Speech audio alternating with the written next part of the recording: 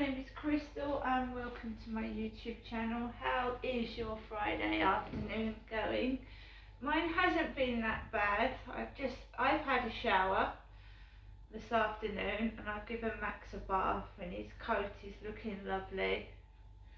He's nice and clean. He's had a bath. I've had a shower. I have had one of those lovely muffins that I got from the co-op. That was delicious, a bit seedy, but I've just had that. Now, Alexa, what's the time, please? The time is 4:36 p.m. So it's 4:36 p.m. and this is where it starts to get darkish.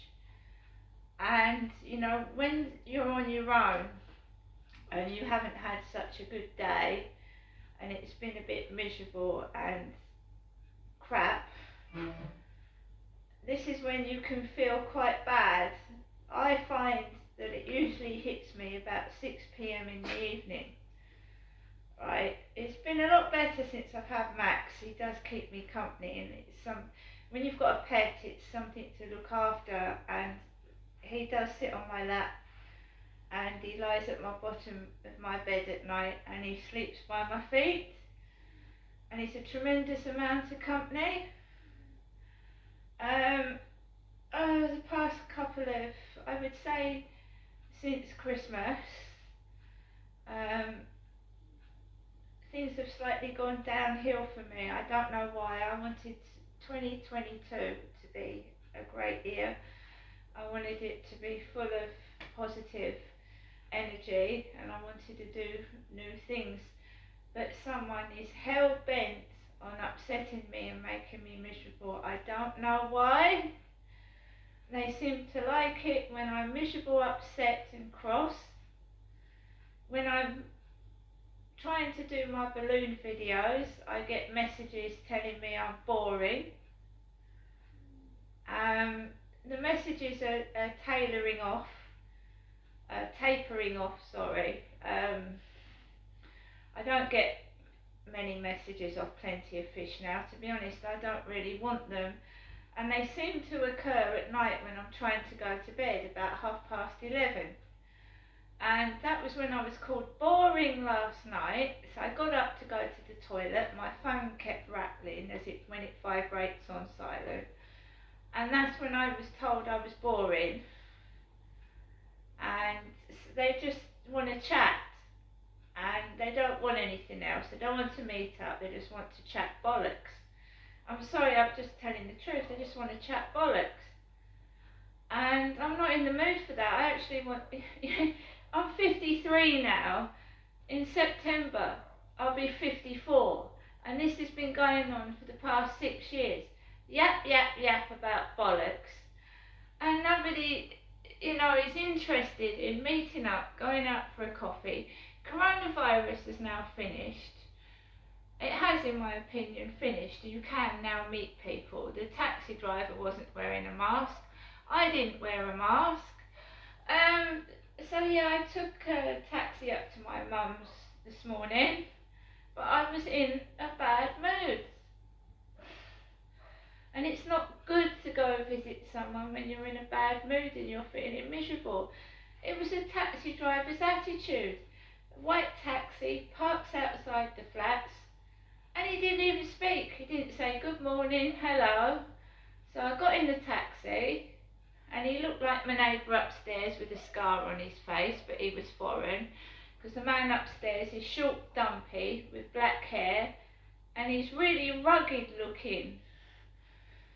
So I get in the taxi. Where are you going? My mum said where I was going to you. Where am I going? I mean, really, honestly, where am I going? So I feel like shit. So I get in the car, the driver's rude to me. He doesn't speak. Gets to Luton Road and he stops outside a sign that says dog on it. Bear in mind that the driver looks like the man upstairs. And he does. And he did. So he stops outside a dog sign And in the window is a hairy dog looking at me while I'm waiting at a traffic light. Get to the Hen and Chickens near there. A man actually risks his life. He nearly gets run over. He actually opens the car door while the taxi is coming towards his car, and he bends over, bears the crack of his bum, picks something up. The bum is showing at me, and he gets in his car. And I said to the driver, I mean, he wasn't even speaking to me, the driver, but I said out loud in the taxi, I said, my goodness, he nearly got himself run over, standing in the middle of the road with the car door open when a taxi's coming up the road. And then he bends down and shows his bum crack. And then we had a car in front of us with the number plate UGG. That was going near Star Hill. There was a car number plate with UG in front of the taxi. And I was going up to see my mum, Jennifer. So, I get out of the taxi when the driver gets to my mum's abode. And my mum has shut the door on me. The door's locked. The door is locked. Normally my mum is sat down and the door's open. I paid the taxi driver, it was £9 something. I gave him a £20 note, he gave me £10 change. And I'm stood outside my mum's for about 3 or 4 minutes, ringing the doorbell. And she knows I'm coming because she rang for the taxi. So I'm stood outside. And I go in there and I don't feel great. I'll be quite honest with you, I didn't feel great at all. I was waiting outside for 3 or 4 minutes while my mum was answering the door. And she actually knew I was coming up. And she was on her feet, she opened the door, went in, sat down.